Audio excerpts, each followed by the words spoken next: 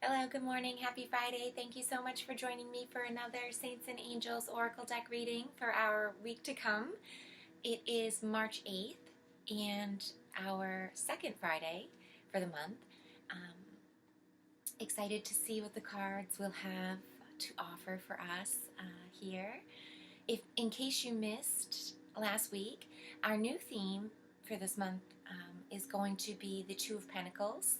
It did come up reversed initially, so perhaps we'll have some more shadowy aspects, more focused on needing to really work a little bit harder to pull that card upright, pull the meaning into a positivity and to really work through some more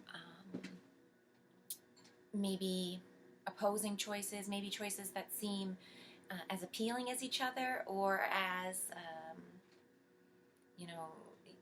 both seem like you're between a rock and a hard place kind of thing, in the realm of money, materialistic things, real life manifestations of security, wealth, stability, all those things that come along with money, and the Pentacles theme.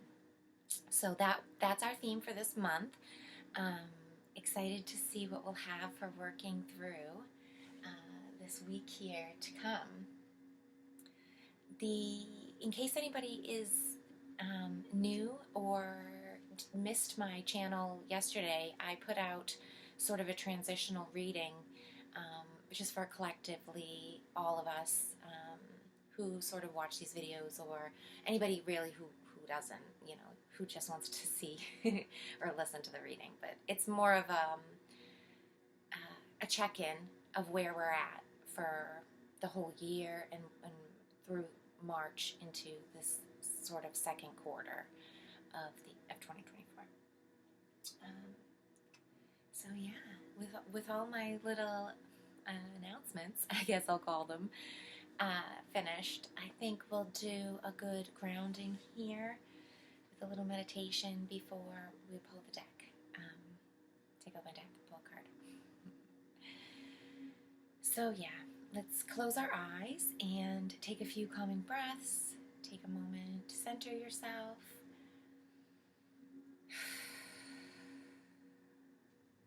Feel free to continue doing whatever you're doing if you can't close your eyes, no pressure.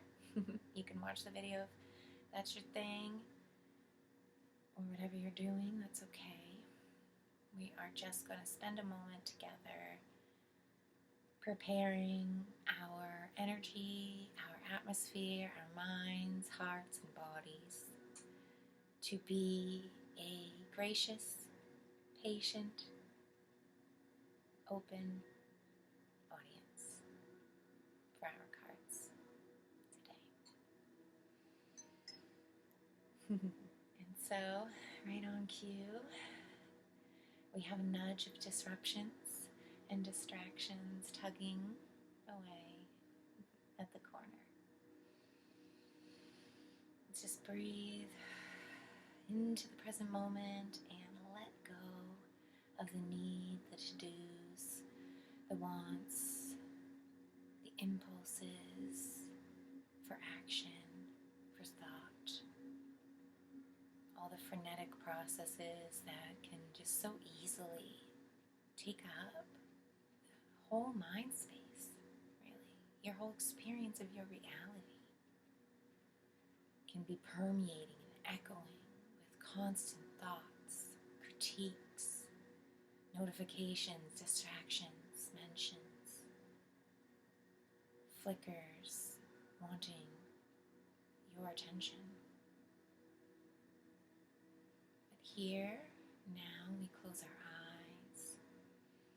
We focus on the breath in the now, still the body, or just become more conscious even within the body vessel. Relax into the darkness behind the closed eyelids. Relax the face, the forehead, the temples, the jaw, So much tension and stress gets held in the physical face, in these muscles.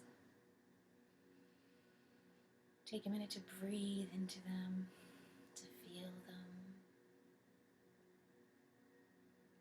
and release, relax, let go.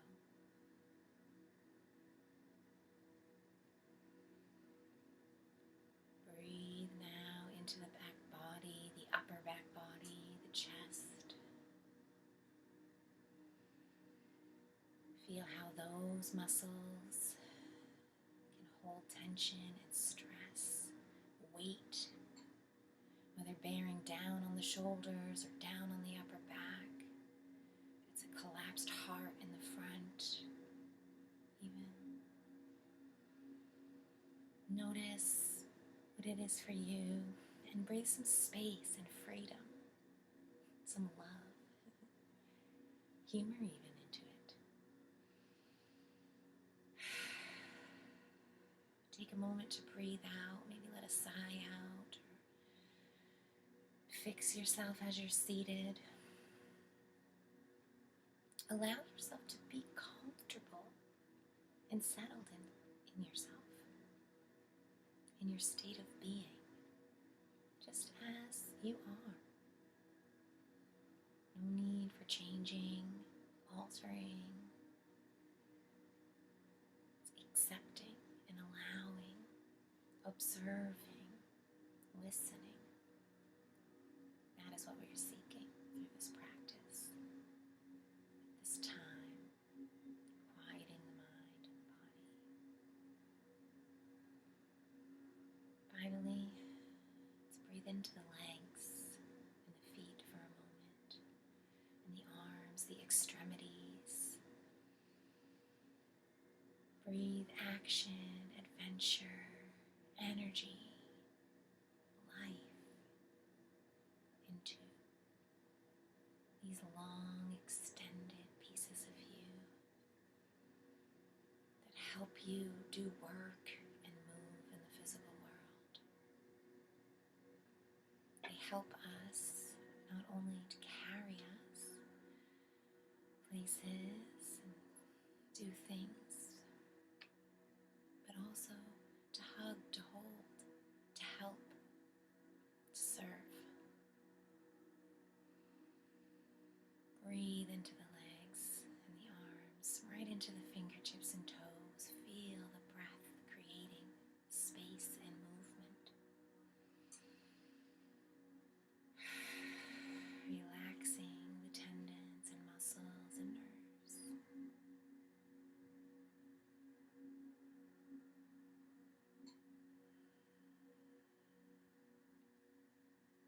Take a moment to feel your physical vessel as a whole, as it sits or lays or stands and walks around, whatever you're doing.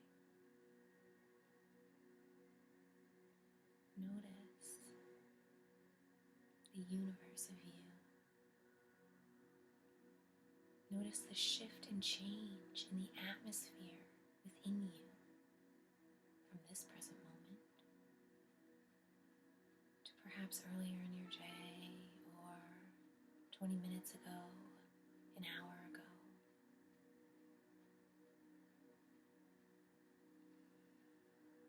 Creating space and freedom in consciousness, in our frequencies, our emotions, our heart, our energy centers.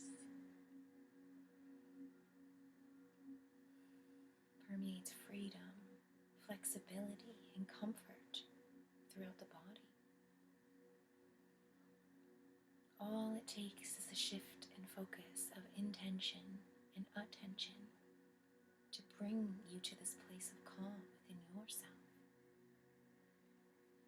Yes, it's wonderful to gather in groups. I thank you for the place and space of communion, the energetic embrace that we are creating and holding for each other now. But know that you don't need a leader, you don't need a guiding voice to bring you down into this beautiful, ever-present, present this place of observation, creator consciousness, heart-centered, open-mindedness. You can get there right on your own by choice, by remembering and igniting this feeling, this memory, this present moment. Bringing it with you, carrying it, wearing it like a jacket, or a sweater, or shoes, a sword, a helmet, whatever and however it manifests. For it might be different at any moment and at every moment. That's the beauty of our infinite imagination and our creator consciousness, the power that is us, that is life. So know that you have the power within you.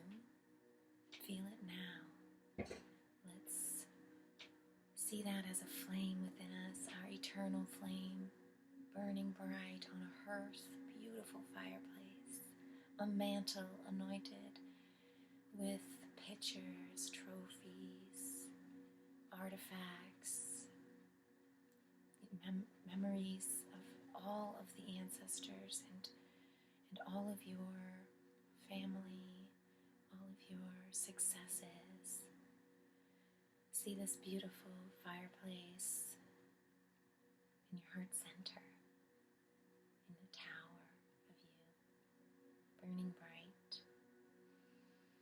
Let's breathe into it for a moment and let that light fill up your whole body.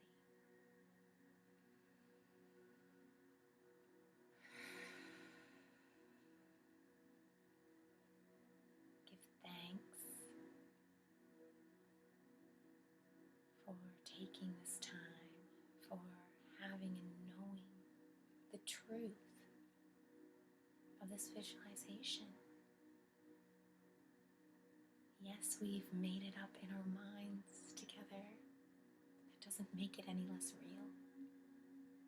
In fact, I argue it makes it more real.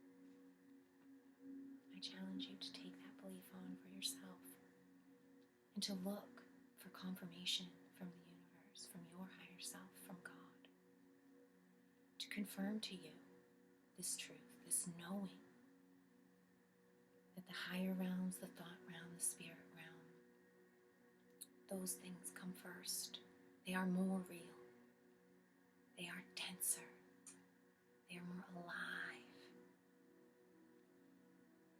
than what we are bringing down and manifesting here in these physical bodies, in this physical 3D space, third density. Bring life and love, honor, admiration, and compassion for your thoughts, for your thought world, for the spirit world, the language and frequencies that you speak to it through continuously. You speak the language of your universe. You speak for yourself directly, straight away, at every moment, through emotion and energy. That reverberation is your thumbprint, your imprint in the ether, is you, the most real you. Honor it, always seek it, listen as honestly as you can. You will always hear your truth.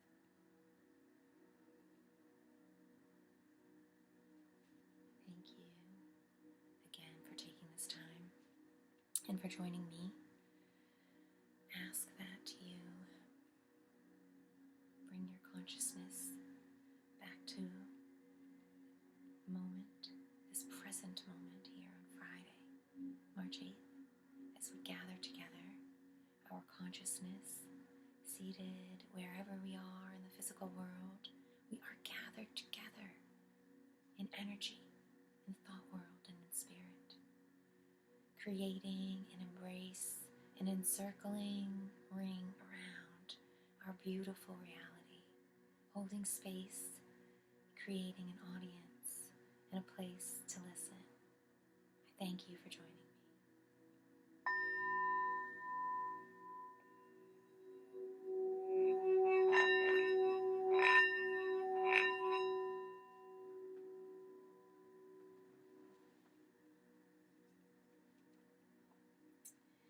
now I'm going to take my deck out and we'll see what our beautiful cards have for us as a message. And as always, we thank our saints and angels, Source, Mother Earth, God, the universe, elementals, our higher selves, ancestors, ascended masters, all of those beings of higher density and frequency who witness our journey here with benevolence in their hearts. We thank you eternally for your audience, just as we feel and know your thanks and gratitude for our audience. We are one, and we acknowledge that here as we sit and unite our energies, minds, and hearts. We ask for support, guidance, or advice, anything that you could bring through for us here in this month of March. We thank you, thank you, thank you. Okay.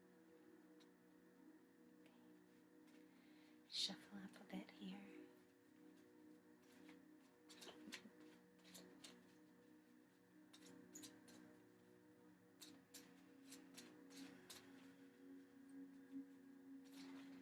And then I think I'm just going to cut the deck again. I'm liking this way of choosing.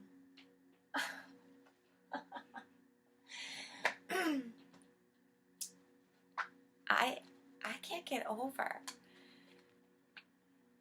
the love of God. The reiteration, the recycling, the ever-present reminders of all is one, everything is one, the same message, the repetition.